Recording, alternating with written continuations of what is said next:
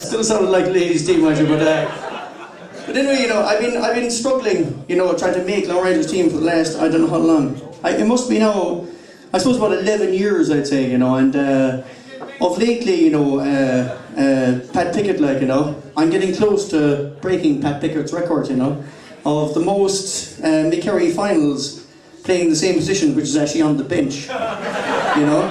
And one guy there at work one day, he said to me that it must be an amazing disappointment to my family, you know, from being on the bench, especially when, you know, Seamus's brother, like, you know, Seamus is all this kind of stuff, like Kerry, and good looks and good girlfriends and all this kind of crack, like, you know, settling down kind of person, like, you know.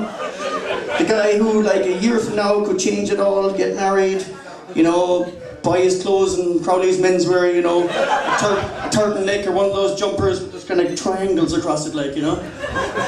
You know, middle-aged kind of stuff, like, you know. But they reckoned anyway, and I like the comparison, like, you know, but they said when I was dead, you know, when I die, they said they'd carry the coffin up through the aisle and follow it, then there'd be my teammates carrying the sub-bench. You know?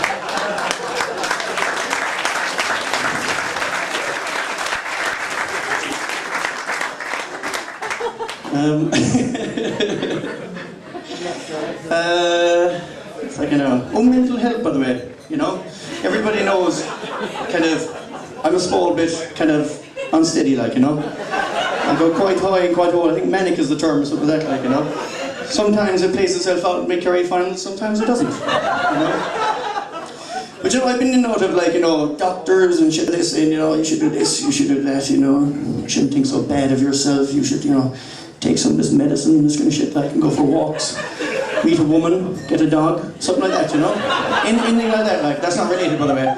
But, I was reading one day, like, you know, these various, you know, medicines and this various kind of tablets and stuff that's going to stabilize you, it's going to make you feel happy, this kind of shit, like, you know? And this would be legal stuff now, like, you know? No problem with the illegal stuff. Never. The illegal stuff is fine, not the legal stuff, but I was reading once, you know, the side effects to these more, you know, these kind of mind-altering kind of tablets, like, you know, and one of them anyway was dizziness, you know, headache. I was reading on, so that's not too bad, you know.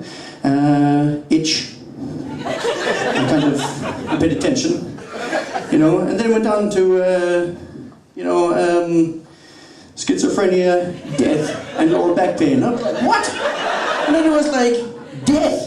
Yeah, and I swear to God, I looked again, like, and there was this guy, a skull with two fucking things coming out of it. Like, oh, for fuck's sake, I said, I'll take my chances with the dog or the woman or something like that. Like, sake, like, oh.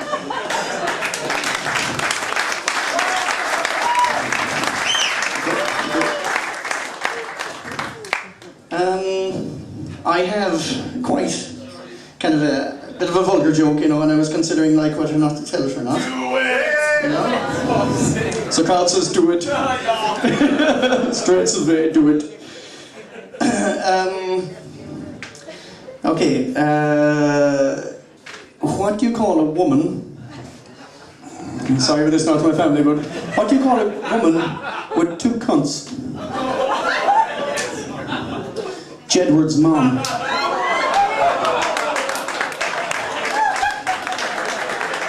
Sorry, I had to get out there.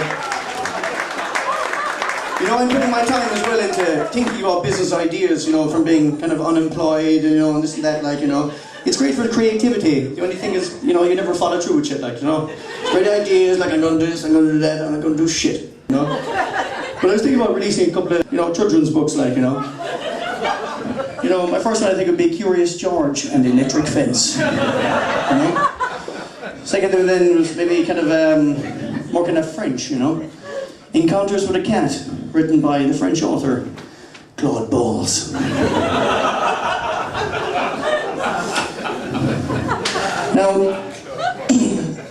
I was thinking that last year I've been doing a lot of reading and stuff like that, like, you know. You know, I'm not a great reader, like, you know, the GE doesn't encourage it. You know, if I was caught like a possibly face a ban, possibly, you know, education, GE have no place. Not in the same place, like, you know. You know? But I was thinking there, I was reading about Salman Rushdie, you know. Salman Rushdie published the Satanic Verses. Now, the Satanic Verses is a book where he criticised Allah and that kind of stuff, you know. I don't know who the fella is, mind you, but the Ayatollah put about, I think, a couple of million on his head, like, you know, and that was like euros, that wasn't like Spanish pesos or anything like that, like, you know. So I was thinking, like, what would be the title of his next book, like, you know? And I was thinking, would it be courageous if his next book was called Buddha, You Fat Fuck? You know? I heard about recently the Pope. He was inviting sports athletes and that to the Vatican, you know, to recognise their kind of you know, their achievements in sport, like stuff like that, like, you know, like young kids, man, you know, they look up to sports people an awful lot, like, you know, and you should be a good role model and all this kind of stuff. Like, I'm not, I know, but I heard about the time that Tiger Woods and Mike Tyson were invited to the Vatican, you know, and I love this one, so I have to tell it, I'm afraid. But they're invited up anyway, and Tiger for the golf, Mike for the fighting, you know, and they were there anyway, and the mass started, and the boys were brought up anyway. Tiger to the left, Mike to the right, you know, and Tiger was there. He was being a good civilian in a way.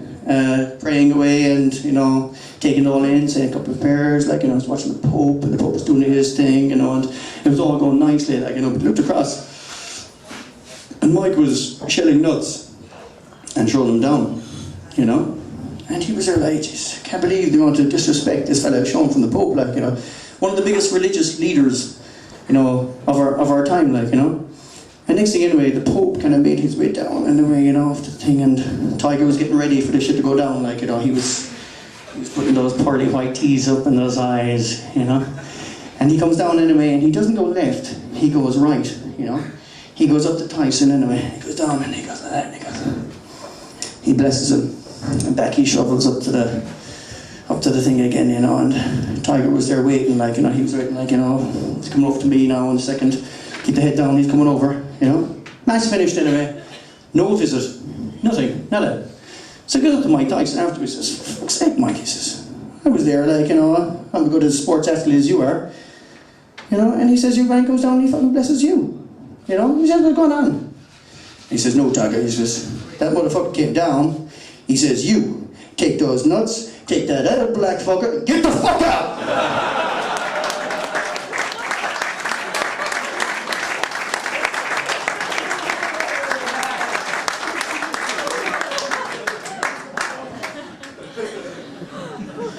Rory, do you see that red thing there beside you? Could you name out one of the things that I haven't talked about? Politics. Politics. That's an easy one, actually. Coming in tonight, you know, everybody, you're bombarded these days about politics and doing this and doing that and fucking, you know, who am I going to vote for and stuff like this, you know, and you know, I'll be talking over the family. My family are Fianna Fáil, family, like, you know.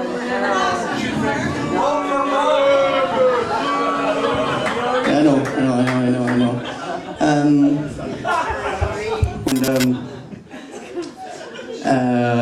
Just seeing the, you know, arriving of big kind of Victor, how are you, and high fives, gone for the back, and this kind of stuff, you know. Next week we went outside and we got into this cab, like, it looked like something from fucking, I don't know, something from a scrapyard or something like that, like, you know. And we went down anyway, and he says, okay, he says, this is my country, you know, blah, blah, blah. I didn't hear a fucking thing, I was looking around me, like, you know. There was shit nowhere. So you look at a country like there's stuff everywhere, you're looking around like, there was nothing there, nothing.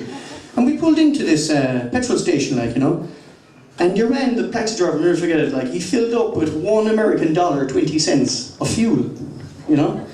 And I was there, like, he says, why didn't he fill up the tank, like, you know. And there's all these guys with submachine guns, you know, around the petrol pump, like, you know. Pretty much like Jacko's, you know. Pretty much like you try and drive away and Jacko, he would put a cap in your ass. You won't even find the fucking body, like, you know. But your man said anyway, like, you know, he said,